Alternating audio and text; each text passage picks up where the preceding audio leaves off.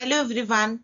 मैं हूं एडवोकेट सतविंदर कौर और स्वागत करती हूं आप सभी का अपने चैनल द माइंड मोटिवेशन में और इस वर्कशॉप में जो कि आज बहुत ही खास टॉपिक पे है, यानी कि शादी की प्लानिंग, जिसमें हम सब कुछ प्लान करते हैं, जैसे कि वेन्यू, हमारे कॉस्ट्यूम्स, लहंगे, गेस्ट लिस्ट। पर जो सबसे इम्पोर्टेंट चीज है, खुद की तैयारी, वो हम नहीं करते। आज मैं आपको वही करवाऊंगी और ये वर्कशॉप 3 पिलर्स पे बनी हुई है: इमोशनल, फाइनेंशियल और लीगल रेडीनेस पे। तो ठीक है फ्रेंड्स, आप अपनी नोटबुक ले आइए क्योंकि आज आपको नोट्स भी बनाने हैं और शादी से पहले क्या तैयारी होती है वो आपको लिख लिख के ही रेडी करनी है, जैसे कि आप बाकी सारी चीजें करते हैं। तो सबसे पहले तो ये लाइन मैं चाहती हूँ कि नोटबुक पे नहीं, अपने दिल पर ही लिख लो। हमारी शादियों में मेहंदी की डिजाइन पर जितना टाइम लग जाता है, उतना टाइम हम अगर ये सोचने में नहीं लगाते कि मैं इस रिश्ते के लिए अंदर से रेडी हूं या नहीं, तो आगे जाके आपको प्रॉब्लम्स हो सकती हैं। इसलिए आज का पूरा सेशन इसी सवाल का जवाब ढूंढने के लिए नहीं है कि आप रेडी हो या नहीं। बस कमेंट में ये बताओ कि आपकी शादी की तैयारी में सबसे ज्यादा टाइम किस चीज पर गया। अच्छा, आज का जो हमारा रोड मैप है, हम क्या क्या कवर करने वाले हैं, बहुत सिंपल है। पहले हम दिल की बात, जो कि इमोशनल रेडीनेस का पार्ट है, वो करेंगे। फिर पैसे की बात, जो हमारे घर में लड़कियों से कभी की ही नहीं जाती, वो भी करेंगे। और फिर हमारा जो सेक्शन है, जो हमारा लीगल रेडीनेस है, उसको भी करना बहुत जरूरी है, क्योंकि जहां मैं आपको बताऊंगी कि जो कोई मोटिवेशनल वीडियो में नहीं होता, ठीक है, जो प्रैक्टिकल थिंग्स है। और फिर नई फैमिली के साथ आपका डायनेमिक्स, और एंड में हम कंप्लीट करेंगे एक इम्पोर्टेंस चेकलिस्ट, ठीक है, जिसका आप स्क्रीनशॉट ले सकते हो। तो चलो, रेडी होंगे आप? शुरू करते हैं। अच्छा, एक रियलिटी चेक करो यहाँ पे कि आप जितनी भी शादी की तैयारी कर रहे हो, उसमें फोकस आपका इवेंट पे है, शादी के दिन पे है, ठीक है, शादी की जिंदगी पे नहीं है। ये फिगरेटिव 90% है, पर कोई सर्वे नहीं है। पर आप खुद सोचो कि क्या ये गलत है? 3-4 दिन के फंक्शन की प्लानिंग में महीने लगा दिए, और 40-50 साल की जिंदगी की प्लानिंग क्या है? जीरो। तो इसमें गलती किसकी है?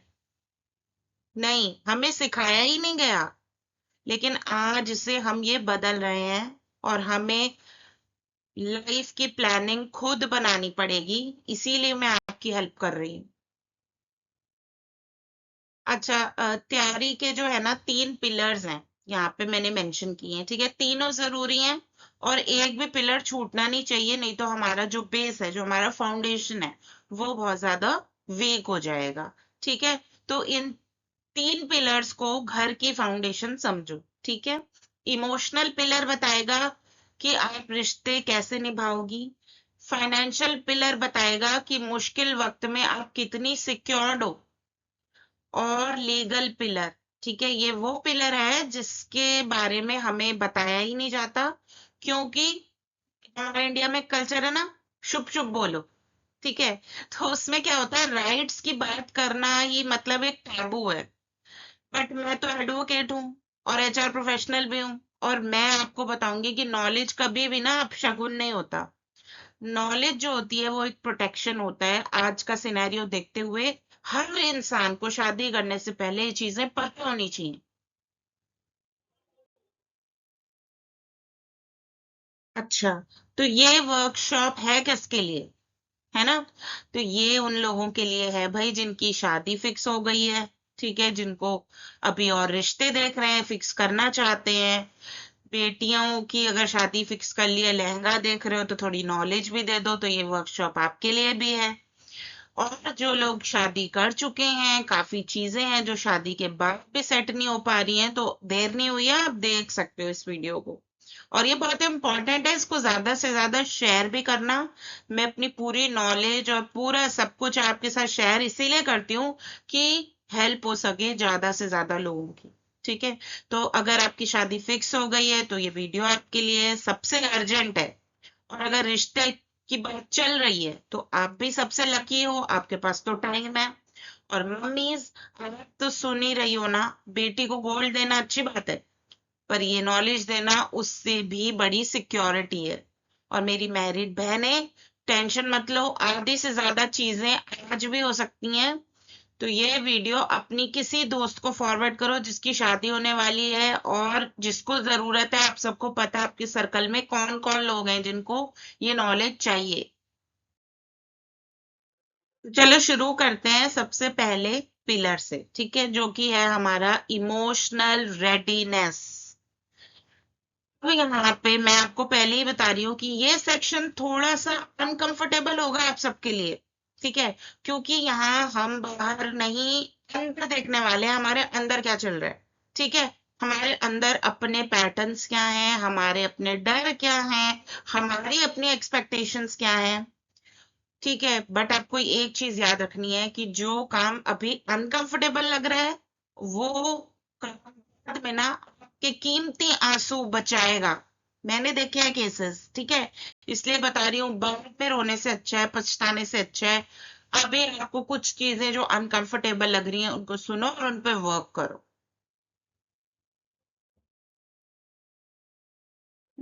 अब फ्रेंड्स, आपको ना ये दिल पे हाथ रख के बिल्कुल ऑनेस्टी से आंसर्स देने हैं। ठीक है, अपने आप से पूछना है आपको कि मैं शादी करना क्यों चाहती हूँ। ठीक है, लेफ्ट साइड में आपके कुछ रीजंस हैं, राइट साइड पे भी आपके स्क्रीन पे रीजंस दिखाई दे रहे हैं। ठीक है, अगर लेफ्ट में है तो इसका मतलब शादी मत करो। ठीक है, ऐसा नहीं है बोल रही मैं, इसका मतलब है कि पहले इन डरों को, ठीक है, जो ये फियर्स हैं, इनको एड्रेस करो, इन पे वर्क करो। ठीक है, इनकेस प्रेशर में लिया गया डिसीजन जिंदगी भर का मतलब आपका प्रॉब्लम बन गया तो आपको जिंदगी भर फिर कॉम्प्रोमाइज भी करना पड़ेगा। ठीक है, इसलिए चॉइस से लिया गया डिसीजन पार्टनरशिप बन जाएगा आपका बाद में। तो इसीलिए थोड़ा रुक के ईमानदारी से अपने रीजंस लिखो। कहीं ऐसा तो नहीं है कि आपको सोसाइटी वाले कह रहे हैं तेरी उम्र निकल रही है, ठीक है, या फिर लोग क्या कहेंगे, सब फ्रेंड्स की शादी हो गई बस तू बैठा है, तू बैठी है। ठीक है, और या फिर किसी किसी का जैसे फिल्मों में होता था ना, पर दादाजी पर नानी जी भाई वो टपकने वाले हैं, जाते जाते तेरा कल्याण कर जाता हूं मैं, तेरी शादी देख लेता हूँ। ठीक है, तो घर वालों का मन है ऐसा, या फिर अकेलेपन से भागना है आपको, बस मतलब कुछ पता नहीं है, अकेले हो इसीलिए बस। ठीक है, लेकिन अकेले रहना एक रीजन होता है शादी का, बट वो प्रेशर वाला नहीं होना चाहिए। ठीक है, आपकी चॉइस वाले क्या रीजंस होने चाहिए कि भाई मैं पार्टनरशिप चाहता हूँ, मैं साथ में ग्रो करना चाहता हूँ, इस इंसान के साथ वैल्यूज शेयर करना चाहता हूँ, और मैं रेडी फील कर रहा हूँ कि अब मैं जिम्मेदारी ले सकता हूँ या ले सकती हूँ। ठीक है, शादी का मतलब सिर्फ अच्छे अच्छे कपड़े पहन के घूमना फिरना नहीं होता, शादी का मतलब जिम्मेवारी होती है। ठीक है, और ये सोचना है आपको कि भाई ये मेरा डिसीजन है, किसी और का थोपा हुआ डिसीजन नहीं है मेरे ऊपर। सही है। अब ना इस स्लाइड का स्क्रीनशॉट्स प्लीज ले लीजिए आप लोग। ठीक है, ये स्लाइड के रेड फ्लैग्स जो मैं है पार्टनर में बता रही हूँ ना, ये अक्सर होते हैं। ठीक है, और हम क्या सोचते हैं कि बाद में सब सब ठीक हो जाएगा, शादी होने दो सब ठीक हो जाएगा, बट अगर आपने अपने पार्टनर में ये रेड फ्लैग्स देख ली हैं तो प्लीज इसको स्क्रीनशॉट अभी ले लो। ठीक है, रेड फ्लैग का मतलब ये नहीं है कि इंसान बुरा है, इसका मतलब ये है कि उसके पैटर्न बहुत डेंजरस हैं। और सबसे बड़ी बात, गलती, ठीक है, जो हम करते हैं कि शादी के बाद सुधर जाएगा, ये मतलब बोल देते हैं। ठीक है, बट ऐसा कभी नहीं होगा। शादी का मतलब कोई पर्सनालिटी ट्रांसप्लांट नहीं है। ठीक है, जो आज है वही कल होगा, बस थोड़ा ज्यादा कंफर्टेबल वर्जन लगेगा आपको क्योंकि आपको आदत लग जाएगी, ये तो गुस्सा ही करता है, ये तो मेरे को कंट्रोल में ही रखना चाहता है, इसकी फैमिली तो मेरी रिस्पेक्ट करेगी ही नहीं, इसकी माँ तो ऐसी ही है, इसका ये तो ऐसा ही है।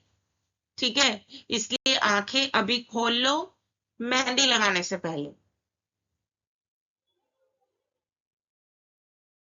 भाई शादी से डरना नहीं है, वो ग्रीन फ्लैग्स भी देखने हैं, ठीक है, पॉजिटिव साइड भी देखने हैं। हो सकता है कि कुछ जो है ग्रीन फ्लैग्स बहुत ही बढ़िया है, ठीक है, तो वो भी नोट कर लो। कभी कभी हम इतने रेड फ्लैग डिटेक्टिव बन जाते हैं कि ग्रीन फ्लैग्स देखना भी बंद कर देते हैं। तो एक इंसान जो आपकी ना सुनता है, गलती मानता है, ठीक है, और आपकी तरक्की से खुश होता है, ये बहुत अच्छा है। ये फिल्मी रोमांस जितना एक्साइटिंग नहीं लगता, बट ये रियल पार्टनरशिप मटेरियल है। ठीक है, थोड़ी देर के लिए स्पार्क्स टेम्परेरी होने जरूरी होते हैं, ठीक है, कहीं पे भी एकदम हर चीज ओके नहीं होती, थोड़े बहुत स्पार्क्स होते हैं, बट जो आपकी सेफ्टी है वो परमानेंट होनी चाहिए।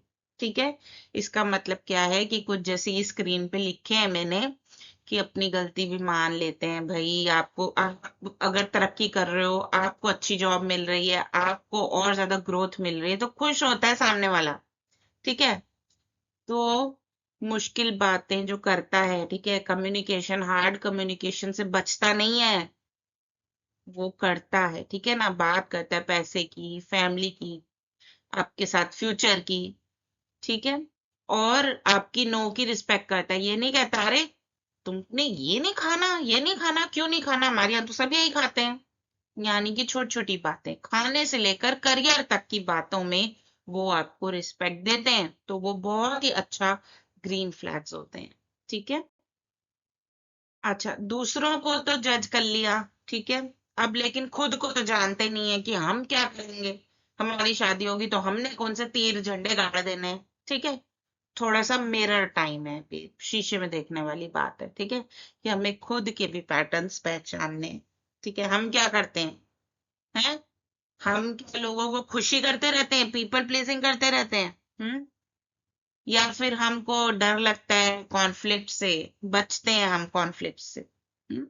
या फिर हमें सिर्फ वैलिडेशन की भूख है? वैलिडेशन की भूख क्या होती है? लाइक आ जाए बस, मेरे तो फेसबुक पे मैंने फोटो डाली है, इंस्टाग्राम वाले पे मेरे को बहुत सारे व्यूज आ जाए, वायरल हो जाऊं मैं। वैलिडेशन की भूख। शादी में सिर्फ पार्टनर नहीं आता, आप भी आते हो, तो अपने सारे पैटर्न्स के साथ आते हो आप भी। ठीक है ना, तो अगर आप पीपल प्लीजर हो तो ससुराल में आप खुद को मिटा दोगे, और अगर कॉन्फ्लिक्ट से डरते हो तो चुप रहना आपकी आदत बन जाएगी।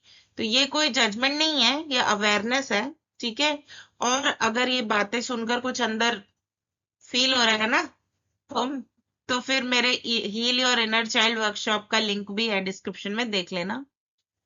लेकिन पहले अपना रिश्ता जो है ना खुद से ठीक करो, फिर किसी और के साथ रिश्ता जोड़ना। ठीक है, पीपल प्लीजिंग कोई बहुत अच्छी बात नहीं है, और अपना स्टैंड ही ना रखोगे, कॉन्फ्लिक्ट हो जाएगा, वो भी बेकार चीज है। और दूसरों के ओपिनियंस मैटर नहीं करते, आप अपने बारे में क्या सोचते हो वो बहुत ज्यादा इम्पोर्टेंट होता है। ठीक,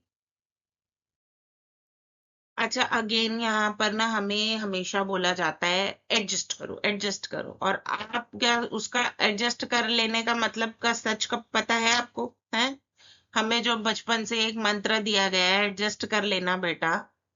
ट्यूशा वाला केस देखा था, उसकी मम्मी भी यही बोलती थी, एडजस्ट कर लेना, लटक गई ना। तो मैं एडजस्टमेंट के खिलाफ नहीं हूँ, बस दो लोग साथ रहें तो दोनों को एडजस्ट करना पड़ता है, दोनों को। ठीक है, प्रॉब्लम तब आती है जब लिस्ट वन साइडेड हो जाती है, उसका नेम एडजस्टमेंट नहीं होता। शादी से पहले ये देखो कि क्या सामने वाला भी एडजस्ट करने को रेडी है, उसकी लिस्ट क्या है, और अगर सिर्फ आपकी लिस्ट है फिर रुक जाओ। ठीक है, सिर्फ ये नहीं कि नहीं अपने करियर की कुर्बानी करनी है, आपने ही घर पे रहना है, आपने अपने दोस्तों यारों से नहीं मिलना, आपको अपना कोई शौक, कोई हैबिट नहीं करनी, आपकी जो थी चीजें, हॉबीज, वो नहीं करनी। ठीक है, और आपको ये बोला जा रहा है कि लड़की हो तुमको तो झुकना चाहिए, तो धीरे धीरे फिर गायब हो जाओगी, जैसे हमारी मम्मियाँ, हमारी चाचियाँ, हमारी नानियाँ सब गायब हुई हैं। आइडेंटिटी में आप भी गायब हो जाएंगे। ठीक है, तो इसीलिए दोनों तरफ से एडजस्टमेंट होता है। ठीक है, एक इंसान का काम नहीं है एडजस्ट करना। अगर सिर्फ एक इंसान ही कर रहा है एडजस्ट, उसका मतलब क्या है, वो कॉम्प्रोमाइज कर रहा है, सेक्रीफाइस कर रहा है। ठीक है, तो ये चीजों का आपको ध्यान रखना। इस स्लाइड को ध्यान से देख लो। ठीक है, क्योंकि अभी थोड़ा ऑकवर्ड लगेगा, बाद में आप पेनफुल चीजों से बचोगे। ठीक है, तो ये चॉइस आपकी है। ठीक है, ये जो 4 कन्वर्सेशन है ना, 90% फ्यूचर लड़कियों को अभी सॉल्व कर सकती हैं। ठीक है, क्या लोग कहते हैं कि ये सब है ना शादी के बाद में देख लेंगे, लेकिन नहीं। आपको कहाँ रहना है, जॉइंट फैमिली में रहना है, अलग रहना है, किस शहर में रहना है, किसके करियर के हिसाब से शिफ्ट होंगे, ये सब बातें अभी करनी होंगी। ठीक है, बाद में देखने का मतलब है बाद में लड़ना।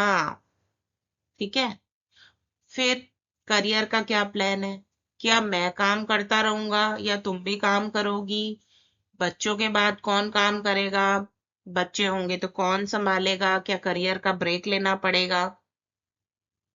ठीक है, अब आप ये मत सोचो कि ये चीजें बदतमीजी हैं, पहले पूछेंगे अगर हम शादी से। ये चीजें बहुत समझदारी हैं, एज एन एडवोकेट ही बोल रही हूँ मैं, इन चीजों के बारे में पता चला लो। ठीक है, एज्यूम करने वाली चीजें नहीं होती है कि कितने बच्चे होंगे, कब होंगे, होंगे या नहीं होंगे। ठीक है, ये सब चीजें डिस्कस करने वाली।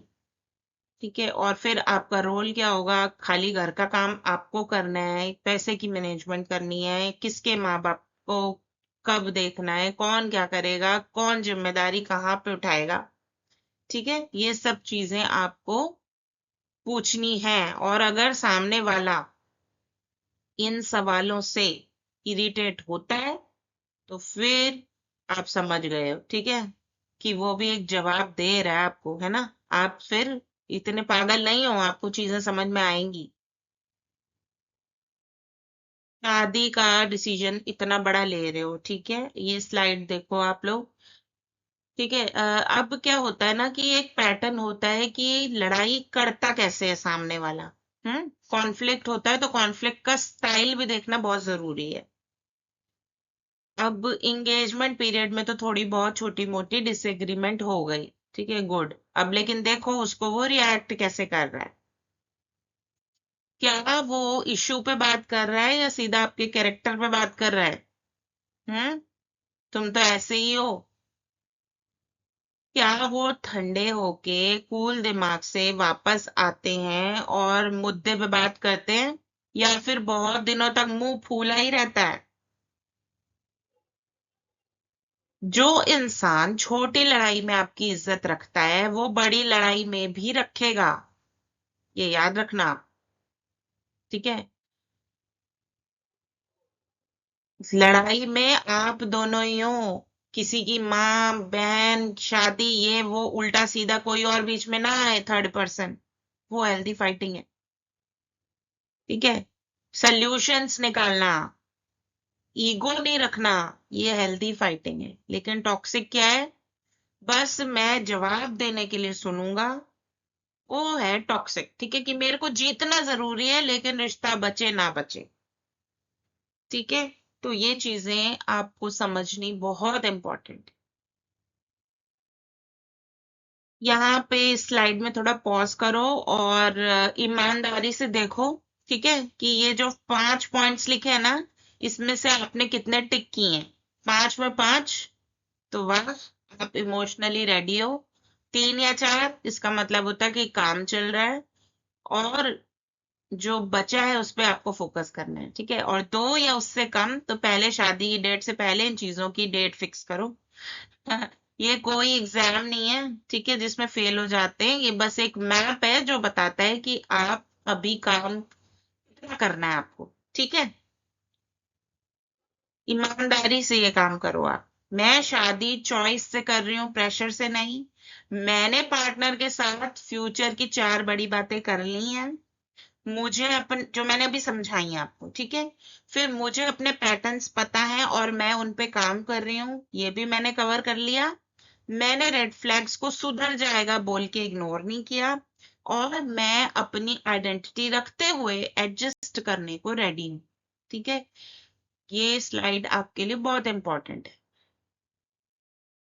तो फ्रेंड्स, अभी ये वाली एक्सरसाइज भी बिल्कुल स्किप नहीं करनी आपने। ठीक है, ये भी एक जर्नल एक्सरसाइज है। इसमें आप अपना बैठो आज रात को 15 मिनट जरा अपने साथ। ठीक है, और एक कॉपी पेन रखो और इन 4 सवालों के ना जवाब आपको देने हैं। ठीक है, चौथा सवाल तो सबसे इम्पोर्टेंट है इसमें।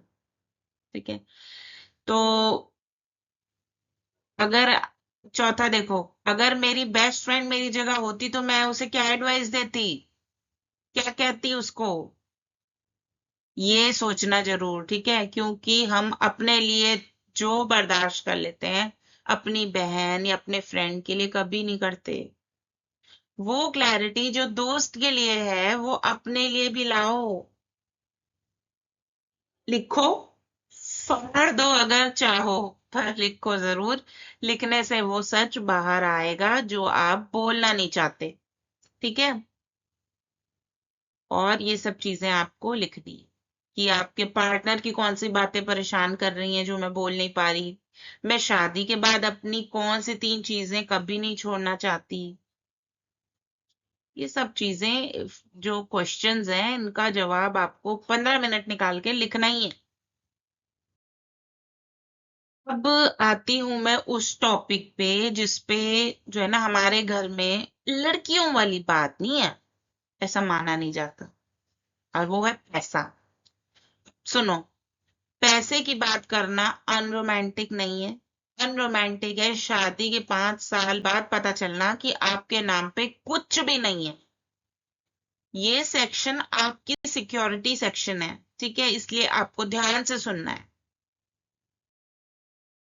शादी से पहले ये चारों मनी कन्वर्सेशंस कर लेना। ठीक है, ये कोई गोल सेटिंग नहीं है, ये ट्रांसपेरेंसी की चेक है। ठीक है, खासकर पहला पॉइंट, कर्जा, लोन्स। बहुत से रिश्तों में लोन और क्रेडिट कार्ड जो है ना शादी के बाद सरप्राइज बन के आते हैं। इस पे तो इतना कर्जा है, इस पे तो इतना कर्जा है।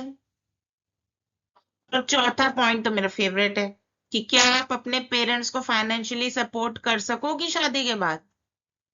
ये सवाल भी पूछना आपका हक है। जिस घर में बेटा अपने पेरेंट्स को दे सकता है पर बहू अपने पेरेंट्स को नहीं, वहां पे मैथ्स में प्रॉब्लम है।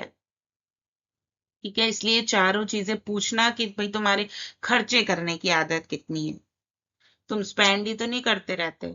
ठीक है, अगर हम दोनों कॉम्बिनेशन बना के काम करेंगे तो कैसा रहेगा, और मैनेज कौन करेगा, पैसे अकाउंट्स कौन हैंडल करेगा, बड़े खर्चे कौन डिसाइड करेगा, हम दोनों या फिर सिर्फ एक इंसान। ऑल राइट, अब मैं आ गई हूँ एक कॉमन क्वेश्चन पे। ठीक है, जो लोग पूछते हैं कि दीदी हमारा जॉइंट अकाउंट करें या सेपरेट अकाउंट करें, तो मेरा जवाब होता है दोनों। ठीक है, एक जॉइंट अकाउंट घर के लिए जिसमें दोनों डालेंगे, और एक आपका अपना अकाउंट जो शादी के बाद भी आपका ही रहे। ठीक है, और तीसरी चीज ध्यान से सुनो, इमरजेंसी फंड ये सिर्फ आपके एक्सेस वाला होगा।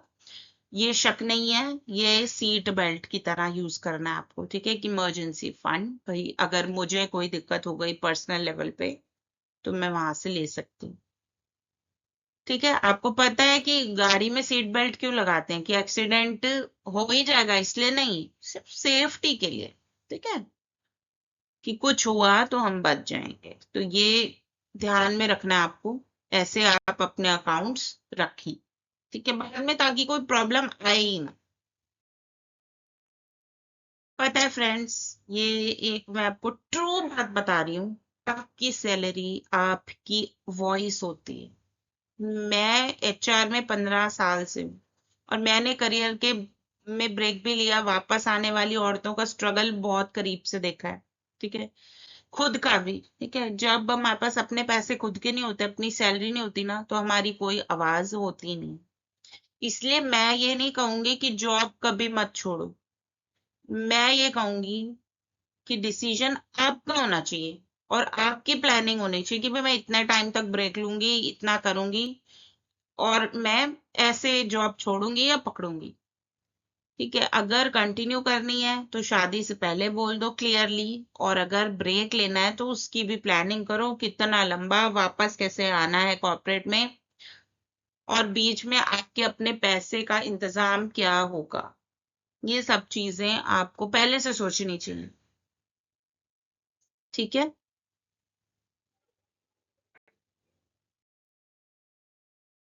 वैसे तो ये फाइनेंशियल प्लानिंग का एक पार्ट है, ठीक है, फाइनेंशियल प्लानिंग का एक थंब रूल है, बट मैं यहाँ पे इसीलिए कवर कर रही हूँ क्योंकि बहुत सारे मेरे जो फ्रेंड्स हैं उनको पता ही नहीं होता। तो 6 मंथ्स का खर्चा, ये एक थंब रूल होता है, और आपके लिए इसे नॉन नेगोशिएबल कहूंगी कि इसको इमरजेंसी फंड में रखना। शादी कर रहे हो, बहुत बड़ी बात है। क्यों? क्योंकि इमरजेंसी फंड के बिना हर मुश्किल डिसीजन मजबूरी बन जाता है। ठीक है, जॉब छोड़नी पड़े, घर से दूर जाना पड़े, या सिर्फ आप कर ही ना पाओ, आपका 9 बजे का रिपोर्टिंग टाइम है, सास आपसे 11 बजे तक काम करवाएगी, जाने ही नहीं देगी, बोल नहीं पाओगे नई शादी हुई है, पता ऑफिस वाले ही निकाल दें कि ये शादी के बाद कितना प्रॉब्लम आ गई है, इसको काम नहीं कर रहे ढंग से। ठीक है, तो ये सिर्फ अपने पैरों पे खड़ा होना है तो 6 महीने का कुशन आपको सोचने का वक्त दे देगा। ठीक है, और वक्त की जो है ना असली आजादी है, इसलिए छोटे छोटे अमाउंट से शुरू करो, पर शुरू करो और रखो ये फंड, इमरजेंसी फंड। ठीक है फ्रेंड्स, प्लीज, ये वाली स्लाइड पूरे वर्कशॉप की सबसे इंपॉर्टेंट स्लाइड में से है, क्योंकि ये आपको पता होना चाहिए कि स्त्री धन क्या होता है। ठीक है, स्त्री धन कोई पुराना रिचुअल नहीं है, ये एक लीगल कॉन्सेप्ट है जो इंडियन लॉ रिकॉग्नाइज करता है। जो भी गहने, गिफ्ट्स, कैश, प्रॉपर्टी आपको शादी के टाइम या बाद में मिले, वो स्त्री धन है, और उस पर सिर्फ और सिर्फ आपका हक है। सास के लॉकर में रखा है तो भी आपका है, पर याद रखना, हक होना और हक प्रूव कर पाना दोनों अलग चीजें हैं, जिसके बारे में मैं अगली स्लाइड में बात करूंगी। ठीक है, प्रैक्टिकल बात करते हैं।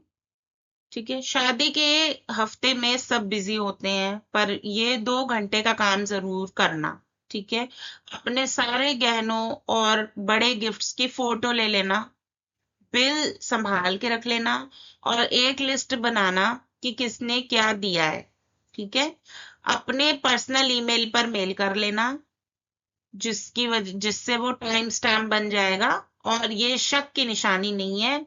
हम सिर्फ गाड़ी का इंश्योरेंस करते हैं तो क्या गाड़ी पे शक करते हैं? नहीं ना, ये बस समझदारी है।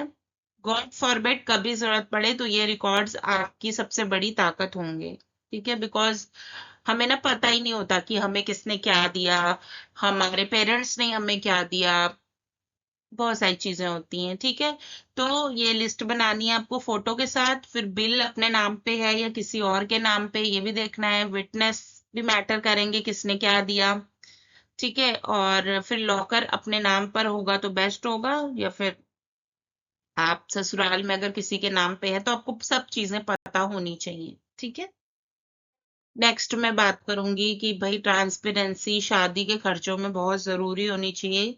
ये बात कड़वी है, पर ठीक है, बहुत जरूरी इंपॉर्टेंट बात है कि अपने पेरेंट्स को देखो, क्या वो शादी के लिए लोन ले रहे हैं, एफडियां तोड़ रहे हैं? तो भाई आवाज उठाओ, बोलो, भाई पापा मुझे बैंड बाजा से ज्यादा अपने फ्यूचर की सिक्योरिटी चाहिए।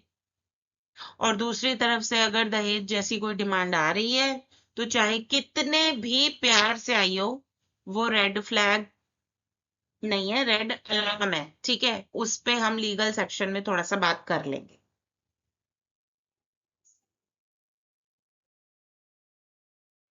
भाई हमने पार्टनर के रेड फ्लैग्स की बात की थी, यहाँ पे थोड़े से हम फाइनेंशियल रेड फ्लैग्स की भी बात कर लेते हैं, जिनको आपको बिल्कुल भी इग्नोर नहीं करना। ठीक है, गाड़ी, कैश, गिफ्ट, इस सबकी इनडायरेक्ट डिमांड्स आ रही हैं, या फिर इनकम या फिर डेट के बारे में झूठ बोला जा रहा है। ठीक है, या फिर कोई ईएमआई छुपाई जा रही है, कोई लोन छुपाया जा रहा है, पैकेज जो सैलरी का बढ़ा के बताया जा रहा है, तो यहीं पे ट्रस्ट का फाउंडेशन जो है ना क्रैक हो गया।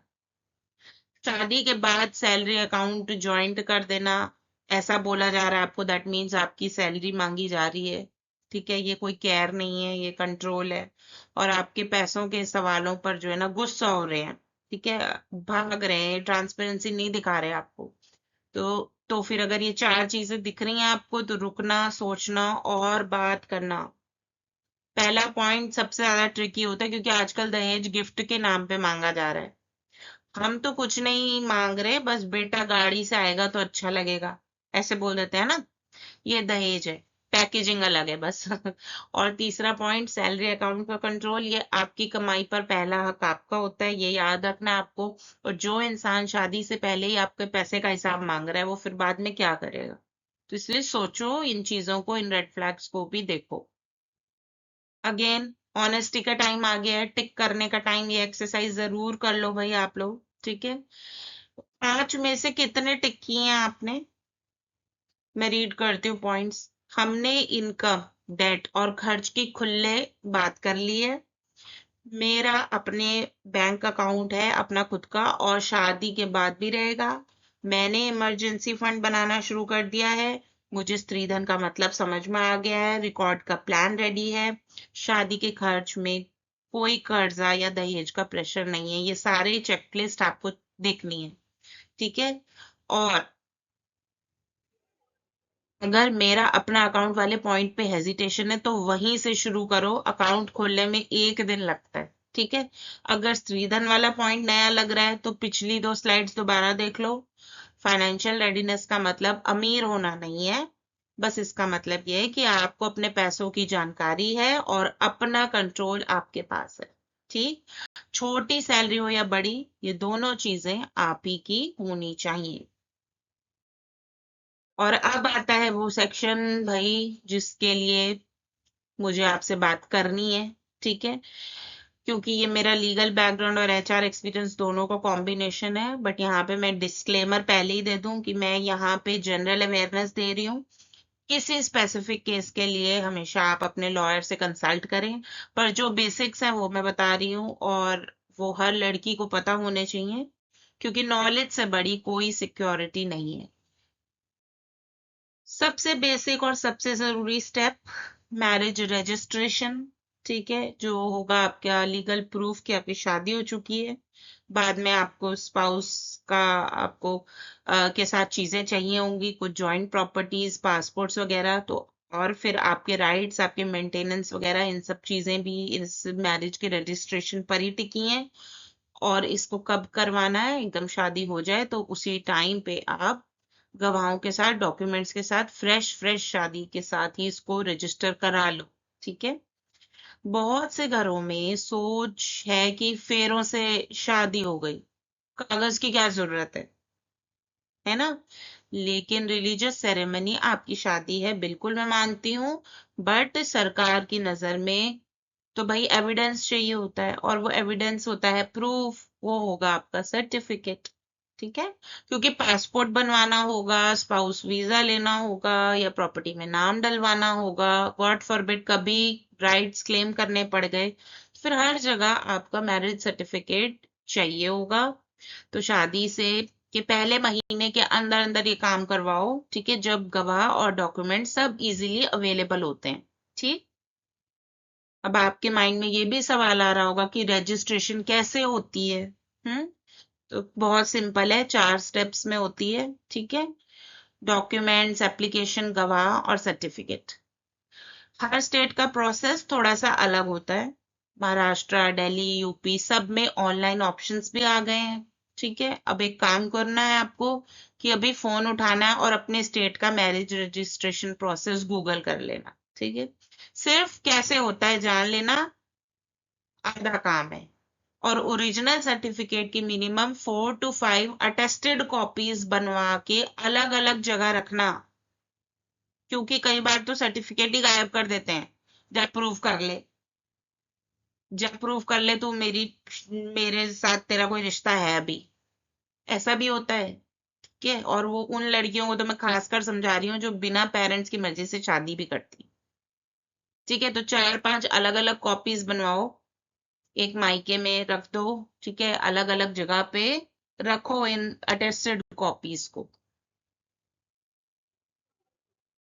Now again I am coming to this slide, बहुत इंपॉर्टेंट है। स्त्रीधन पर आपका लीगल हक है, ठीक है, क्योंकि ये सिर्फ एक प्यारा सा कॉन्सेप्ट नहीं है, ये एक लीगल राइट है। इंडियन कोर्ट्स ने बार बार माना है कि स्त्रीधन पर सिर्फ और सिर्फ औरत का हक है।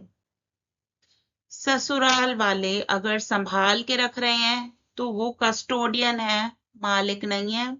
और अगर मांगने पर वापस नहीं देते तो ये क्रिमिनल ऑफेंस की कैटेगरी में आएगा। ओके, पर फिर वही बात, कोर्ट में मेरा था नहीं चलेगा, आपके पास प्रूफ होना चाहिए, ठीक है, प्रूफ और एविडेंसेस ही चलते हैं।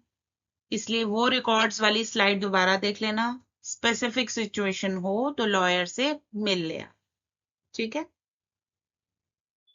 यहाँ पर इस स्लाइड को देखो, थोड़ा सा फर्क समझो कि दहेज और स्त्री धन पर क्या अंतर होता है, ठीक है। ये डिस्टिंक्शन हम बहुत सारे लोग मिस कर देते हैं। और आपके पेरेंट्स ने प्यार से आपको गहने दिए हैं, वो स्त्रीधन है। लड़के वालों ने कहा कि गाड़ी तो बनती है, वो दहेज है, ठीक है। फर्क को समझना है, फर्क डिमांड का है। और याद रखना है कि डाउरी प्रोहिबिशन एक्ट के तहत दहेज देना भी उतना ही इलीगल है जितना लेना, ठीक है। तो लेफ्ट साइड पे है स्त्रीधन, जो आपके हक है, जो आपको खुद से वॉलेंटरी दिया गया है, आपके नाम पर दिया गया है, आपके कंट्रोल में है, और आपको प्यार और ब्लेसिंग के रूप में दिया गया है। कानून तो इसको प्रोटेक्ट करेगा, ठीक है। बट दहेज जो है वो डिमांड करके लिया गया है। डायरेक्टली डिमांड थी या इनडायरेक्ट डिमांड थी, लड़के या उसके परिवार के लिए है। और शादी की शर्त के रूप में अगर है तो फिर वो भी एक क्राइम है, और इसको देना और लेना दोनों इलीगल, ठीक है। तो अगर रिश्ते में डिमांड्स आ रही हैं, चाहे कितने भी स्वीट पैकेजिंग में, तो ये सिर्फ एक रेड फ्लैग नहीं है, एक क्राइम है। इसका प्रीव्यू दे दिया मैंने आपको, और ऐसी शादी से बच जाना कोई लॉस नहीं है। भाई इस स्लाइड का प्रिंट आउट लेके रख लो, स्क्रीनशॉट तो घुमा दोगे। डॉक्यूमेंट्स जो आपके पास होने चाहिए, ठीक है। शादी के बाद एक कॉमन सीन होता है, लड़की के सारे डॉक्यूमेंट्स एक फाइल में बंद कर दिए जाते हैं, और फाइल किसकी अलमारी में ये भी पता नहीं होता, ठीक है। ऐसा नहीं होना चाहिए। ये 6 कैटेगरीज यहाँ पे मैंने जो डॉक्यूमेंट्स की रखी हैं, ठीक है। ये सारे डॉक्यूमेंट्स आपको चाहिए होते हैं, लड़की के सारे डॉक्यूमेंट्स एक ही फाइल में रखने हैं, ठीक है। और ये 6 कैटेगरीज, इनके ओरिजिनल तो आपके पास हो, या आपको एग्जैक्टली पता हो कि कहाँ है, और आप बिना परमिशन के ले सकती हैं, ठीक है। और हर डॉक्यूमेंट का स्कैन अपने पर्सनल ईमेल और एक क्लाउड फोल्डर में रख सकते हो आप, ठीक है, जो आपकी पहुंच में है। बस ये याद रखना, आपकी अपनी पहुंच में, ये 3 शब्द याद रख। आधार कार्ड, आपके एजुकेशन के सर्टिफिकेट्स, आपके स्त्रीधन के रिकॉर्ड्स जो आपने बनाए हैं, मैरिज का ओरिजिनल सर्टिफिकेट, आपके बैंक के डॉक्यूमेंट्स, और आपके प्रॉपर्टी के पेपर्स अगर हैं तो।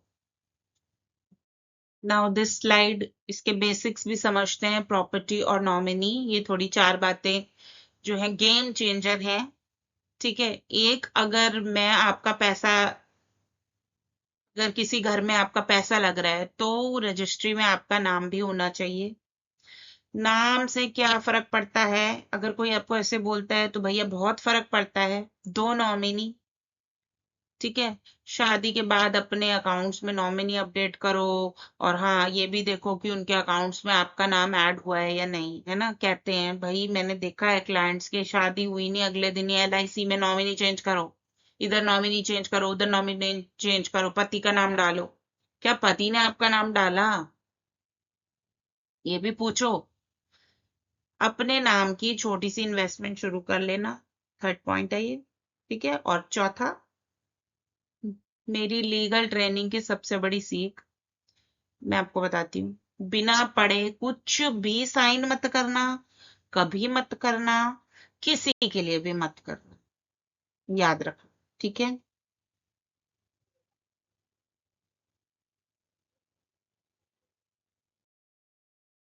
ओके, ये एक बहुत अच्छी स्लाइड है, मिथ बस्टिंग स्लाइड है, ठीक है, क्योंकि बहुत सारी लड़कियां जो होती हैं ना, उनको यही लगता है कि शादी हुई है मतलब नाम बदलना पड़ेगा।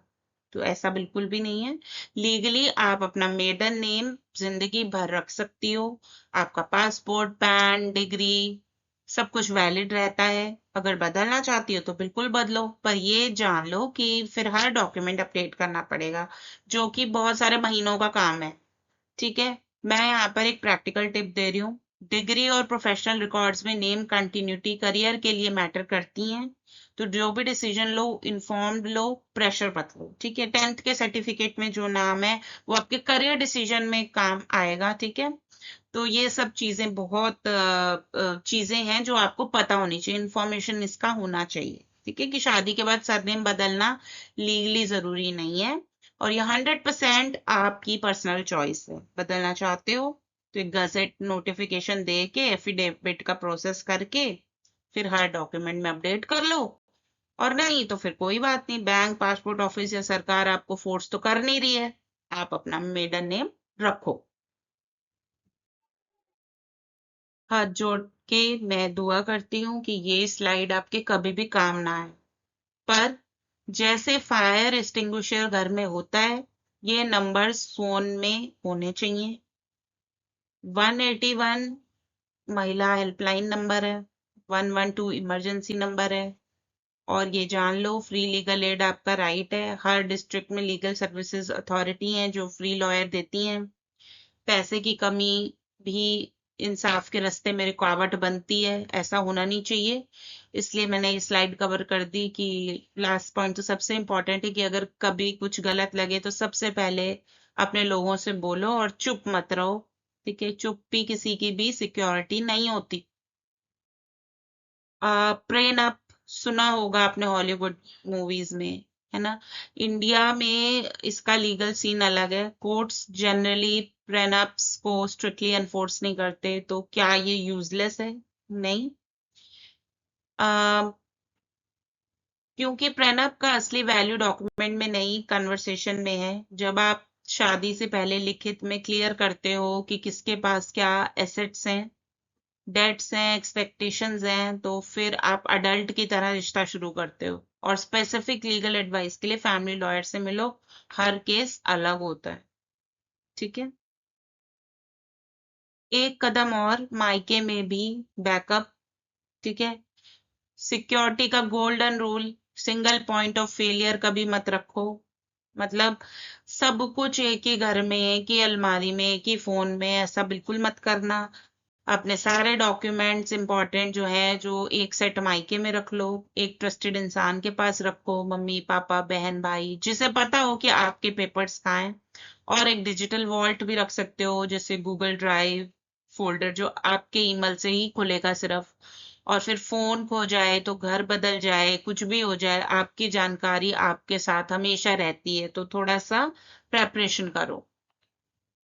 तो यहाँ पे आपका लीगल सेक्शन भी कंप्लीट हो गया है। मैं जानती हूँ ये थोड़ा सा हैवी लग रहा होगा, पर अब आप उन 90% लड़कियों से आगे हो जिन्होंने ये सब शादी के सालों बाद जिनको पता चला था। आपको अभी पता चल गया तो बहुत अच्छी बात है। ये कभी नहीं चलता, ठीक है ना। एक बार फिर बोल दूं, ये जनरल अवेयरनेस है। स्पेसिफिक सिचुएशंस के लिए लॉयर जरूरी होते हैं, पर अब आप लॉयर से भी सही सवाल पूछ पाएंगी। नॉलेज का यही पावर होता है। ठीक है, तो चलो अब इस थोड़े से लाइटर टॉपिक पे आते हैं। ठीक है, नई फैमिली के साथ रिश्ते, ये चेकलिस्ट आप जरूर कर लीजिएगा। बात करते हैं उस चीज की जो इंडियन शादी का सबसे बड़ा एक्स फैक्टर है, नई फैमिली। शादी सिर्फ दो लोगों की नहीं है, दो परिवारों की होती है, ये हमने सुना था, है ना। पर इसका मतलब ये नहीं है कि आपको अपनी आइडेंटिटी सरेंडर करनी पड़ेगी। इस सेक्शन में हम सीखेंगे कि रिश्ते कैसे निभाए जाते हैं और बिना खुद की आइडेंटिटी को खोते हुए। बहुत इंपॉर्टेंट। आ ससुराल की एक्सपेक्टेशंस पहले से जान लो। ठीक है, अब ये स्लाइड जो है ना, सिंपल नहीं है, इसको देखो, बहुत इंपॉर्टेंट स्लाइड है। एक सिंपल सवाल जो हर लड़की को अपने होने वाले पार्टनर से पूछना चाहिए, कि तुम्हारे घर में बहू से क्या एक्सपेक्टेशंस हैं। और ध्यान से सुनना, क्या आंसर देते हैं वो आप। फिर सुनना मत, देखना भी, उनके घर जाना, नोटिस करना। बहुत सारे लोग में अगर वो अच्छा नहीं मानते ना कि शादी से पहले ही घर देखने आ गए, तो वो भी रेड फ्लैग है। वहां जाके देखो, नोटिस करो कि घर की औरतें क्या कर रही हैं, उनकी कितनी चलती है, उनका लाइफस्टाइल क्या है। क्योंकि जो उनकी मम्मी और बहन ने जिंदगी जी रहे हैं, वो ये आपसे एक्सपेक्टेशन करेंगे। आप ये नहीं कहेंगे बहुत पढ़ी लिखी आ गई है, वाह इसको मैनेजर बना दो घर का। तो कुछ दिमाग से काम लो, ये मत सोचो कि मैं ऐसी में तो ऐसी ही रहूंगी। अरे वो बना देंगे आपकी जिंदगी नरकों वाली, जैसे खुद की कर रखी है। और अगर कुछ ऐसा है जो आप नहीं कर पाओगी, जॉब नहीं छोड़ना चाहती, घूंघट नहीं करना चाहती, तो वो कन्वर्सेशन कब करोगे? अभी करोगे, मुहूर्त के बाद नहीं करोगे। बाउंड्रीज, ठीक है। इसका मतलब जो है ना, बदतमीजी नहीं होता। इस वर्ड को इंडियन फैमिली में बहुत बुरा माना जाता है। और बाउंड्री का मतलब तो ऐसे समझते हैं जैसे बच्चे ना बगावत कर रहे हैं। ना ना, बाउंड्री का मतलब है कि मैं अपने आप से प्यार करती हूँ और मैं, मेरी भी एक जिंदगी है, इट्स माय लाइफ। दोनों साथ हो सकते हैं, हम वीकेंड पे अपना प्लान बनाएंगे। ये बदतमीजी नहीं है, ठीक है। पोलाइटली, प्यार से, क्लियरली चीजें बोलना सीखो। शुरुआत में ही बोल दोगे तो बढ़िया रहेगा, क्योंकि जो पैटर्न आप 6 महीने में सेट करोगे शादी के, वो 60 साल चलेगा। इतनी पावर होती है, तो हर चीज हेल्दी बाउंड्री के साथ अपना करना, लिखना, बोलना सीखो। ठीक है, कि दोनों, हम दोनों ही डिसाइड करेंगे। इस, अगर बच्चे के लिए बोल रहे हो तो ये हम दोनों का डिसीजन है, ठीक है। कोई और चीज बोल रहे हैं, आपका फोन मांग लेते हैं कभी भी, आपका लैपटॉप मांग लेते हैं, तो वो बाउंड्री के बिना नहीं ले सकते। नो बोलने का मतलब गिल्टी नहीं फील करना आपने। नहीं तो आप स्लोली स्लोली इनविजिबल हो जाओगे, और आपका रिश्ता भी नहीं चलेगा अच्छा। मैं चाहती हूँ कि आप ये फॉर्मूला लिख लो, ठीक है। आपका पार्टनर आपका टीममेट है, ठीक है। ससुराल से रिश्ता पार्टनर के थ्रू बिल्कुल भी नहीं है, पार्टनर के साथ ही बनेगा, उसके थ्रू नहीं। मतलब अगर उसकी फैमिली से कोई इशू है तो उसको आपको यूज करना है कि भाई तुम बोलो मेरे बिहाफ पे। यानी आपका पति वो एड्रेस करेगा। बेटा बेटा बोल के जो बात माँ मान लेती है ना, बहू बोल के वो नहीं मानती, ठीक है। ये अनफेयर है, पर प्रैक्टिकल ये यही सच है जो मैं आपको बता रही हूँ। इसलिए शादी से पहले ये देखो कि क्या आपका पार्टनर अपनी फैमिली के सामने आपके लिए खड़ा हो सकता है, ठीक है। ये जवाब ना दे मुझे, ठीक है, कि मेरी माँ ऐसी है, तुम्हें ही एडजस्ट करना पड़ेगा, तो फिर वो आपको वार्निंग दे रहा है। अभी अभी संभल जाओ। और इस सेक्शन की आखिरी और सबसे प्यारी बात यह है कि शादी के बाद एक चीज चुपके से होती है, लड़की का अपना वर्ल्ड श्रिंक होने लगता है, ठीक है। इसलिए अपनी आइडेंटिटी की रक्षक आपको खुद बनना है, ये सबसे इंपॉर्टेंट है। पहले, ठीक है, दोस्त छुड़ा दिए जाते हैं, फिर हॉबीज छुड़ा दी जाती हैं, फिर धीरे धीरे आपको भी छुड़ा दिया जाएगा। जॉब छोड़ दे, ये कर दे, वो कर दे, ऐसा मत होने देना। बच्चा हो जाएगा तो ऊंट पहाड़ के नीचे आ जाएगा, ऐसा सोचते हैं लोग। अरे अभी भी नहीं हुआ, 2 बच्चे कर लेते हैं, 3 बच्चे कर लेते हैं, ये कंट्रोल में रहनी चाहिए। तो आप अपने दोस्तों से रेगुलरली मिलना, अपने मायके भी जाना, अपने शौकों को कंटिन्यू रखना। ये सेल्फिश नहीं होता, ये खुद को जिंदा रखना होता है, ठीक है। क्योंकि नहीं तो फिर डेड बॉडी बन के जैसे हमारी माएँ रह रही हैं वैसे ही रहना पड़ेगा। क्योंकि जो औरत खुद खुश है, वही घर को खुशी दे सकती है। आप खुद ही बताओ मुझे, क्या खाली कप से कोई किसी को चाय पिला सकता है? नहीं। तो अपनी आइडेंटिटी की रक्षक खुद बनना।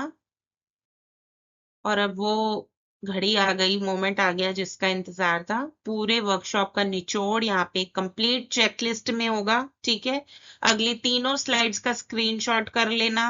इमोशनल, फाइनेंशियल, लीगल, तीनों की 5-5 पॉइंट की चेकलिस्ट है, ठीक है। इसलिए फोन निकालो, चलो जल्दी से, और स्क्रीनशॉट को रेडी करो। चेकलिस्ट नंबर 1, दिल की। ये 5 बॉक्सेस अगर टिक हैं तो आप इमोशनली एक स्ट्रॉन्ग फाउंडेशन पे खड़ी हो। और अगर कोई भी बॉक्स खाली है तो अब आपको एग्जैक्टली पता है कि शादी से पहले क्या करना है। यही क्लैरिटी मैं आपको गिफ्ट में दे रही हूँ इस वर्कशॉप के थ्रू। ठीक है, this is the second checklist. Checklist number 2 पैसों की। इन 5 में से 3 तो आप इसी हफ्ते ही कर सकती हो, क्योंकि अकाउंट बनाना, इमरजेंसी फंड की शुरुआत करना और एक रिकॉर्ड सिस्टम रखना। बाकी की 2 कन्वर्सेशंस हैं जो हिम्मत मानती हैं पर जिंदगी भर का रिटर्न देती हैं। फाइनेंशियल सिक्योरिटी कोई अमाउंट नहीं होती, ये एक हैबिट होती है जो आज से आप सबको शुरू कर। ओके।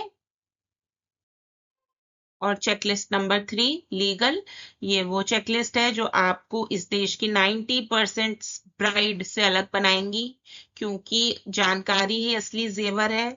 ये कभी चोरी नहीं होती, कभी पुरानी नहीं होती और मुश्किल वक्त में हमेशा ज्यादा से ज्यादा काम आती है। ठीक है, तो तीनों चेकलिस्ट का स्क्रीनशॉट ले लिया होगा आपने। अब इन्हें अपनी बहनों के साथ, अपनी दोस्तों के साथ, अपनी हर एक फीमेल फ्रेंड, कोलीग, सबके साथ पहुंचाओ जिसे इनकी जरूरत है। सब कह तो रहे होगे आप लोग कि भाई मैम सब समझ गए, बट शुरू कैसे करें। तो ये लो रेडीमेड ओपनर्स। इनका मैजिक ये है कि ये एक्विजिशंस नहीं है, इनविटेशंस हैं। ठीक है, मैं ट्रांसपेरेंट रहना चाहती हूँ, इनमें कोई अटैक नहीं है।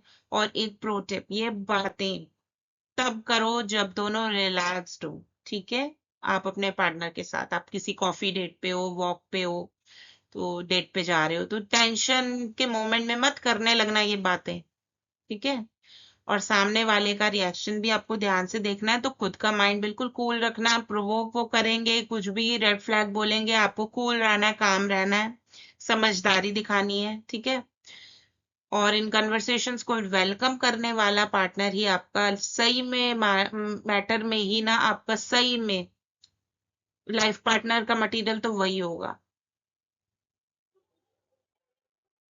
अगर आज के पूरे वर्कशॉप से सिर्फ एक लाइन याद रखनी है तो मैं ये कहूंगी कि शादी जो है एक पार्टनरशिप है, सरेंडर नहीं है। आप किसी के घर भाई नहीं जा रहे हो, आप अपनी जिंदगी का एक नया चैप्टर खुद लिखने के लिए जा रहे हो, और लिखने वाले के साथ के हाथ में पेन होना कुछ जरूरी है, किसी और के हाथ में आपका पेन नहीं होगा। आपकी जिंदगी का रिमोट कंट्रोल आपके पास होगा। आपकी अपनी इमोशनल क्लैरिटी, फाइनेंशियल सिक्योरिटी और लीगल जानकारी, ये ही तीनों चीजें आपका पेन है। So thank you everyone. आप अगर यहाँ तक लास्ट स्लाइड तक आए हो तो दैट मीन्स कि आप अपने बारे में सही जानकारी लेने के लिए आए हो और ये आपका पहला कदम था। ठीक है, और शादी की तैयारी आप में आप जीतोगी, सिर्फ उम्मीद नहीं करोगी। सारे तीनों पिलर्स का आपने अपने साथ प्रॉमिस किया है, तो मुझे कमेंट में जरूर बताना कौन सा सेक्शन आपके सबसे ज्यादा काम आया, इमोशनल, फाइनेंशियल या लीगल, क्योंकि उसी से मैं अगला डीप डाइव वर्कशॉप भी बनाना चाहती हूँ। तो अगर मुझे आपने मेरे चैनल को सब्सक्राइब नहीं किया है तो प्लीज कर लो, मेरी फैमिली में जुड़ जाओ, बेल आइकन दबा लो ताकि वीडियोस भी आपको नोटिफिकेशन के थ्रू जल्दी जल्दी मिल जाएं। और अपने सब फ्रेंड्स को जिनकी शादी फिक्स हो गई है, होने वाली है, उनके साथ शेयर करो। ठीक है, और उनको जरूर बताओ कि भाई लहंगा इंपॉर्टेंट नहीं है, सबसे कीमती गिफ्ट तो सतविंदर मैम ने दे दिया है, ये तैयारी करने का, हमारी जिंदगी को सिक्योर करने का। ठीक है फ्रेंड्स, मैं चलती हूँ, जरूर मिलूंगी नए वीडियो में, नए वर्कशॉप में। तब तक के लिए अपना ख्याल रखिए, क्योंकि आप बहुत इंपॉर्टेंट हो। Bye bye.